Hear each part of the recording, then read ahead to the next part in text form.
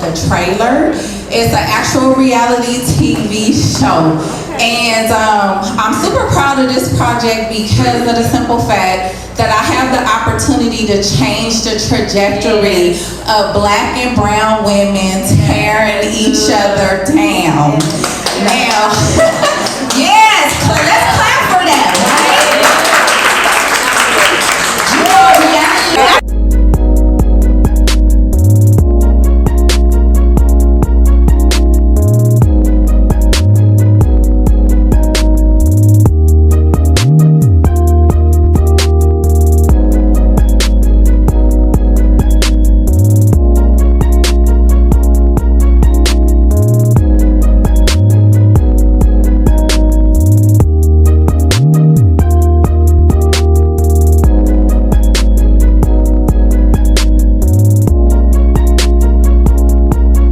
Whenever you're ready.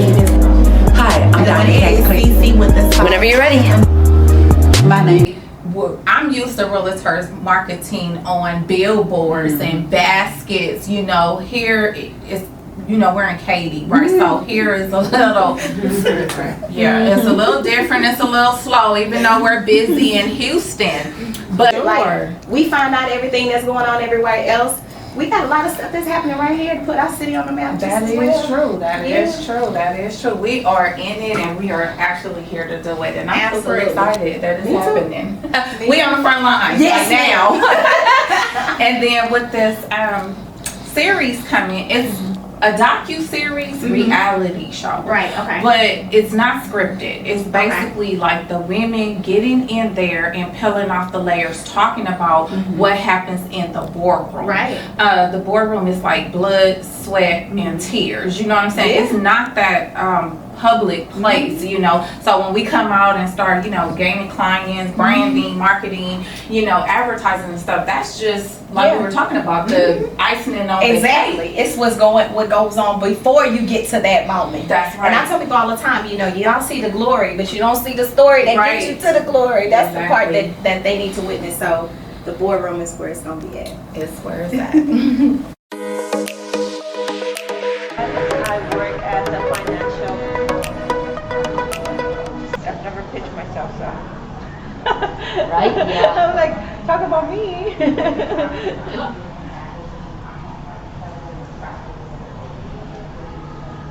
Hi, my name is Denny Gonzalez. I am Latina. I was born in Nicaragua. Both of my parents are from Nicaragua. I was raised here in Houston. Went to school in Houston, graduated high school, moved to Los Angeles, California to follow my dream to be a fashion designer. I came back to Houston because of family, because I wanted to be closer to my family. I started venturing in learning a new profession. So I got into financial services. So we offer a broad of financial services to help the community. I'm 43 years old. I'm a mom of 2 boys, happily married. I love working with women, supporting women. I think that I can always learn from every woman I work for. Therefore, I don't see anybody as competition, but I see them as, you know, somebody I can learn from, and I'm happy to be part of this project. With me, when it comes to this, you have to do something to get my attention. Okay. Like, you have to press in. Like I was telling her, you got to show up, or you got to come to me and be like, hey, you know, I would like to do this, or I've been dreaming to do this, and I will yield. Okay. But what I don't know, I don't know. Right. But you were actually my first pick. Oh my God. Yeah, so I'm excited that you are here. So basically, what is your interest in reality TV? Well, for me, I never thought I would have this opportunity, but now that I have it, I'm like, if I'm gonna do something, I want it to have a purpose, you know? So I'm hoping that with this, I can help people, maybe motivate people to come out of their comfort zone and do something that they want to do. Maybe they don't do it because maybe they're scared to do it, or maybe they don't believe in themselves as much, and maybe telling my story, or maybe seeing my evolution with the show, or things like that, they're gonna be like, well, I can do something too. I'm gonna go for it, you know? Okay. So I think for me, it's more of like learning and inspiring. So hopefully I can do both. Sure. All right. So you are a businesswoman, and you've been building your business from ground up. And so, what elements do you have to bring to a boardroom table? Um, Hopefully, not, I'm gonna surround with myself with other businesswomen, I'm sure, and I'm gonna learn. But I'm hoping to also show them where I started, how far I've come. Also, with my services, with my business, I can help other people, achieve their goals, their financial goals. I don't know. I'm very into culture as well. So I'm hoping that combining and being with other women, we can show each other about our culture and learn. So I think like it's a little bit of everything and not just something like, okay, it's a reality show, so I want to show what's real, not just, I want to show who I am as a person, as a mother, as a wife, what is taking me to get to the places where I have been. Most definitely. Okay. So then, also too, let's see. You're Latina, right? Yes. Okay. Now, are you from Houston? I came to Houston when I was 9 years old. I'm from Nine. Nicaragua. Oh, okay. Explain that transition. Well, it was my parents' decision to come, looking for new opportunities. So my dad came here to Houston. He worked himself for a year and then sent to get my mom, myself, and my sister. And then we came here, and it was a whole new world. Okay. It was a new world. Yes. Okay. Explain your personality in 3 words. Well, 3 words. Optimist, fun, and what else can I say? Loving. Loving. Okay. Now, I noticed you got 2 brands. So are you in fashion too? I still want to keep that because that was my original dream. Okay. And although I had amazing companies that I worked for, designers, I was in the whole fashion industry in California. Okay. I lived that dream. But I wanted to be closer to my family, so I kind of have to choose. But I still want to keep it in the back end. I still want to, what I learned, what I like doing in my spare time, I want to focus a little bit on that too, to kind of feel like I didn't let go of my dream as well. I feel like you can combine everything. Okay. And you combine it into your personality, your brand, your everyday style.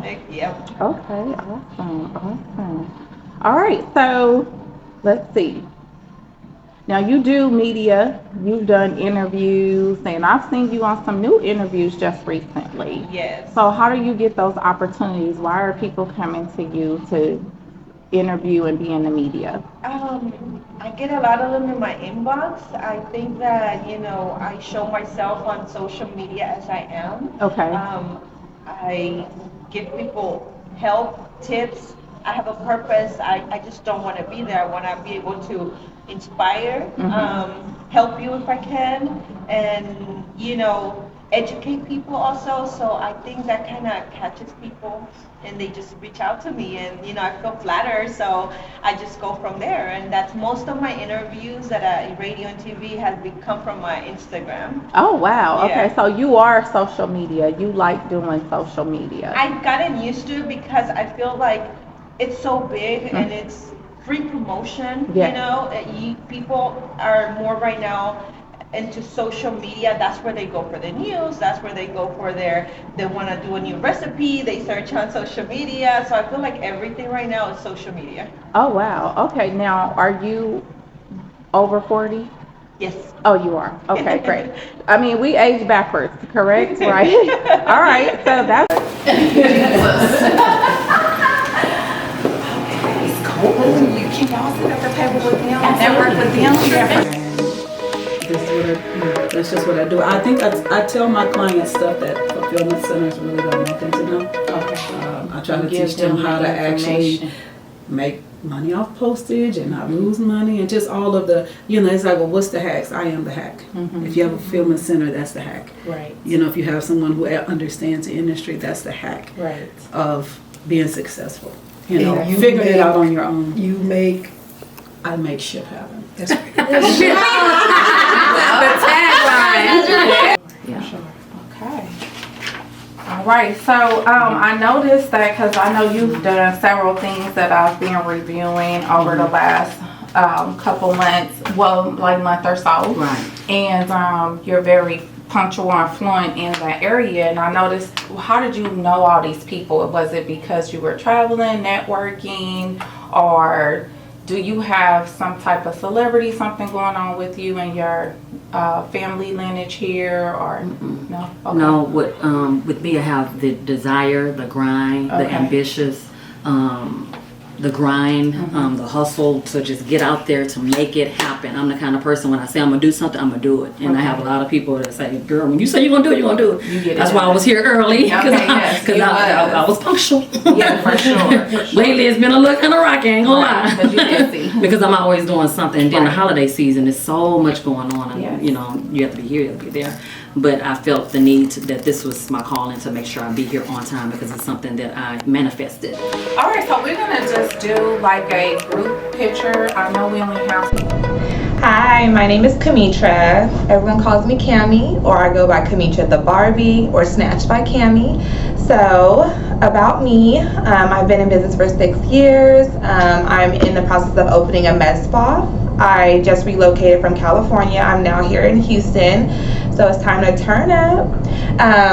But yes, I am wanting to be a woman that's part of this boardroom, so I can just show y'all, like, you know, what my life brings and what I'm gonna bring to the community. I have a bunch of things in the works, so stay tuned. Was that it? That was good. I thought your beeping was like. As a woman in the boardroom, it is time to put down all of the heavy laden and tasks and burdens on a daily basis and get to the bedroom. Journal, relax, wind down, shut down the mental thoughts that come 1,000 miles a minute. Journal and write your vision for your boardroom and relax. And the main thing about a woman in the boardroom, she finds time, space to rest. Rest is so vital to our spiritual, our mental, our emotional, our physical, and our financial prosperity. Yes, you see the women on the boardroom moving and grooving and shaking and in the media and all over those business contracts. But in this time, we gonna show you a different shine, a different reset, a different replenish, one that is gonna build up the strength for the next day to come. Stay tuned as we continue to show you Women in the Boardroom.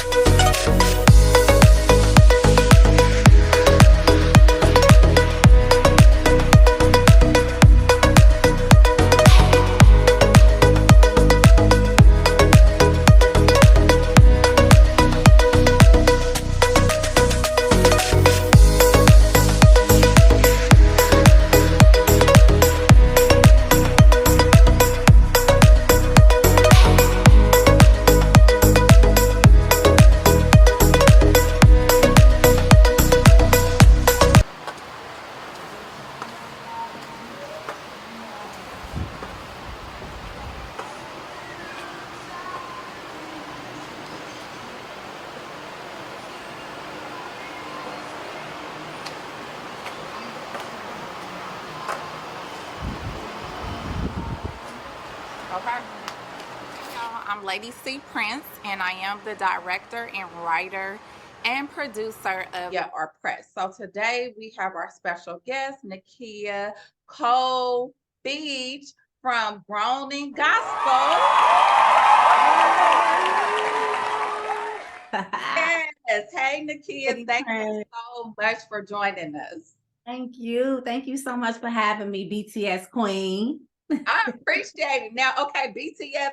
Now, tell us what the BTS stand for so we could just hop right on in.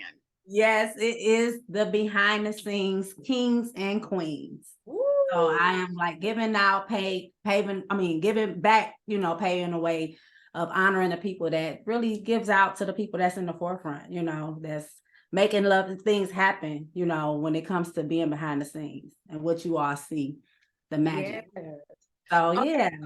you gotta tell us now, okay, so you come from the new reality show Grown in Gospel. So that had us on the edge just by the title, because we wanted to be like, wow, what is the narrative of this story, right? So, Right. but you do have a hyphenated name. So give us some insight about who you are and whose you are and where you come from. Well, of course, I'm from Detroit, represent Detroit, and I come from a very, very known, prominent family, which is a gospel known family, which is the Clark sisters. I am the daughter of one of the sisters, that is Dorinda Clark Cole. And yes, and it's a lot. And I'll come along with the borderline of being a PK, preacher's kid, and all of the above. Nepotism, I'm that's something that is, really working on me, because that's like one of those trigger words where you're feeling as though you're obligated, or you're, in a way of looking at it like, well, my parents didn't do this, well, should I do this, or should I be following their footsteps? So I look at it like I didn't go into the singing, matter of things, but I did stick with the music industry, and it was just so happened to be business of it, business side of it. So, yeah, that's me, y'all. So, and I just so happen to be grown in gospel, just so happened to be, grew up in gospel. So that's what you all get. That's what you all see. But then also the main importance part of it is just to see that we all are not exempt. We all are living the same lives as you, as the world, as church folk, as it being that we're not perfect. We don't carry ourselves like we're perfect. And that's just pretty much what you all have seen. Let me speak present tense, because the season finale has happened. So of course you got to see a lot. So yes, and hear a lot. Like we yes. heard some stories that, like, of course, as soon as you say church or if they come from the gospel, automatically the stigma is, it's a perfect world, and we have to live. We're gonna live to a holy standard, but we have to, be this holy, perfect person because of Jesus. But we have a story, just as well as, he got us there, right? And Right. so we have to share that story at that point. So we've been hearing stories that we would have never thought came from, PK kids or those who are, children of legendaries. Because your mother, your mother is a powerhouse in herself, and then she has a gauntlet of sisters and family that comes from that, bishops, and that's something that to me didn't ask to be born in, but God put it. That's a good way. Your family, yes, it's yours, right? So it was going to come on you in some kind of form and fashion, but I believe just in the way that God sees fit. Right. And then, I look at it like, as the saying, same message, different method. My mom, she preaches, and I just so happen to be the one that possibly reaches, going out in the club, partying and stuff. I've reached those, you know what I'm saying? I'm like, come on, girl, let's turn up, but then let's go to church tomorrow. You know what I'm saying? So it's like, it's always a balance of, controversial moments, and then it's about judgmental stereotypes. But it's like, at the same time, it's like, we're still like y'all, For sure. relatable, Yeah.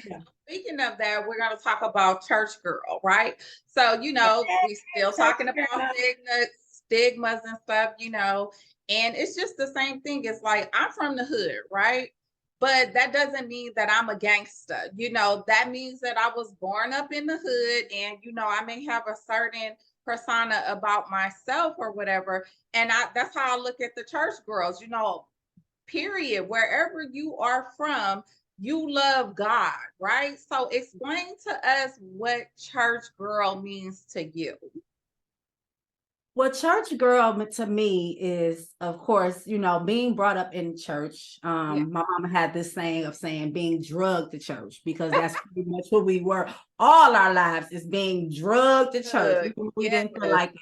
when they wanted to go to church, we still had to go to church. So it's like, that was the upbringing that we had. Those are the things that we had to see every day, even if it was weekly things. You're talking about Bible study. We're talking about just regular night services during the week. And then you have Saturday, then you got Sunday with morning classes, and then you going to church, YPWW, you know, all of these things. You got children's church, you know, all of these things is just related to your surrounding of church. So I think that being that we were brought up in church and being that how we were raised, Yes.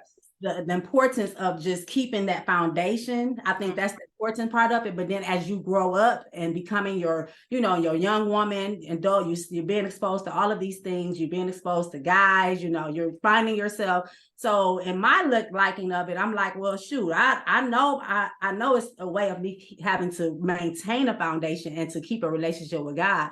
But then also, if I'm going to be involved in the world, how can I balance that as well as also being to carrying myself the way I want to, but then also having fun. But then knowing that, okay, yeah, I know I got to go to church Sunday, but that's not because of my parents telling me I got to go to church. Now I'm older now, so now I know. So it's like, those are the things that we deal with on a daily, you know, as far as how to balance. And I just think that as church girls, we have a right, you know, even in the lyrics of what Beyonce say, like, you just live your life. You have the right to do these things. And if you want to go party and do whatever you want to have a good time, that's your outlet as in natural sake. And then you going and getting fed spiritually and going to church and, you know what I'm saying, repenting, you know what I'm saying? Those are the things, the elements that we look at. So I just think that when people judge it as like how she stated in the lyrics, like, you know, shake it and all that, like, this is what you do, you know, this is how you come as to seeing who you are, you know, and not just in people's life, but in God's life, because God knows your heart and he knows my heart. So that's why I just think that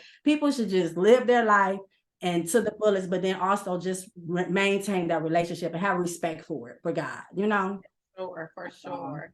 I mean, you know, 20 years ago, I've been saved and delivered, literally walking a righteous path for 21 years now. Wow. And but before then, you know, I was in the world, and when I did the world, but I was born and raised in the church. You know, we worked for the church. My family opened and closed the church, you know, and I had to go. It was like no option. You don't get a choice, you know.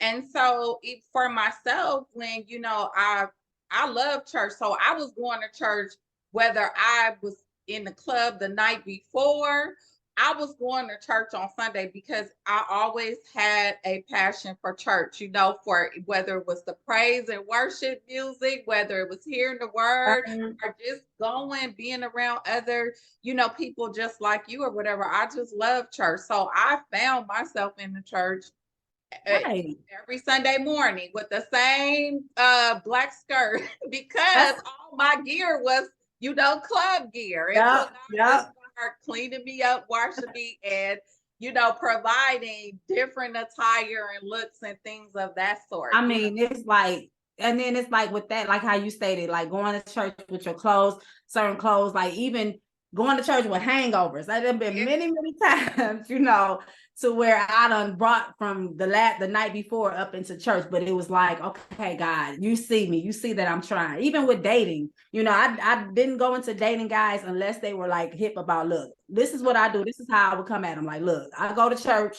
You should come and join me. I wasn't the type of forcing a guy, but it was like, look, this is what I do. So are you down with it? If you're not, I'm sorry, you know. Street thug gangsters, whatever. I love them. You know what I'm saying? I love my husband, but it's like at the same time he had to be hip with it. Right. To the game. With that, you know, you look at the scripture, train up a child and he should go that way. When he gets old, you want to depart. So all of that natures down into the church girl fantasy. You know, like, look, I'm out here doing me, but then again, look, that man up there has looked out for me when I was jacked up. So am I jacked up and trying to become myself and my newly becoming self, then he's still working on it, you know? Right. But I just think that, you know, people just need to just this is the new day. This is not the back in the days of my grandmother, the late Dr. Maddie. I love you, Ganny. But all of this, all of this, the colors, the hair crazy stuff, like that stuff, they didn't, look at us like that. They would judge us tremendously. But it's like now we at a day and time to where it has to be accepted because people are going to get turned off from going to church. So you got to come as you are. And you know what I'm saying? Like, don't come ratchet, don't come hoe, like a hoe, like come like right. But some people don't have that sense of mind. So it's like you gotta be inviting either way and just say, hey girl, let me give you a jacket. Come on, cover up. But that's what I used to do. Don't give me away. Like, so it's like those are the things that we have to look at, like just what our grandparents went through, that's totally different. We got to still win souls, even in the clubs and in the streets. We got to win souls, not just in the four walls. It's outside. And that's what my message is. Yes. And I'm so thankful for like the pandemic, not the COVID, that people were dying and stuff of that sort, but I was thankful because it really did align a lot of people with learning that you are the church. It's a difference from the building and assembling in a building and congregating and fellowshipping. But at the end of the night, the Holy Spirit dwells inside of you. You are the church. And God want to use you to go out and minister to people that, like you said, won't be at the church. They could be at the grocery store. They could be at the club, wherever the case may be. And He's using you to your mantle to reach. Yeah, that's it. It's all about outreach. And like I said, I don't look at it, I might look at it as preaching, but I have some way of reaching. And even when people would joke, like, you're going to be like your mama. And I'd be like, yeah, but, I think my mama didn't go through the things, that I went through. So I have a different way of, especially coming from the streets. I'm very observant.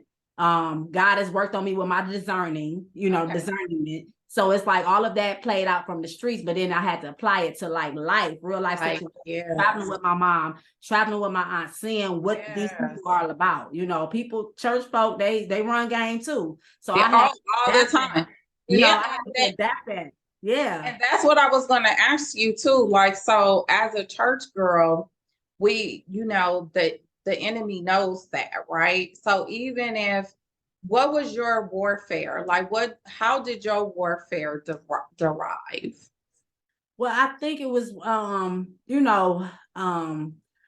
want to say, like, of course, everybody know my story as far as me having my rebellion moments, but I think that was part of, the disconnect with, of course, with my mom and our relationship, and being that it is where it's at now because of the inflictions that we would have, the disagreements that we would deal with. And I think that pretty much all my life, like I stated in the show, I had to share my mother with the world. So I think that those are the things that I had to deal with as far as, sharing her with the world, having that, somewhat of, separation when it comes to her having to be on the road, because it's funny because my mom, she had a regular 9 to 5, but it's like, I would just carry myself like she still works this 9 to 5, not even making it known that she was just, gospel singer, singing with her sisters and all that. So I just think that with all of that, that was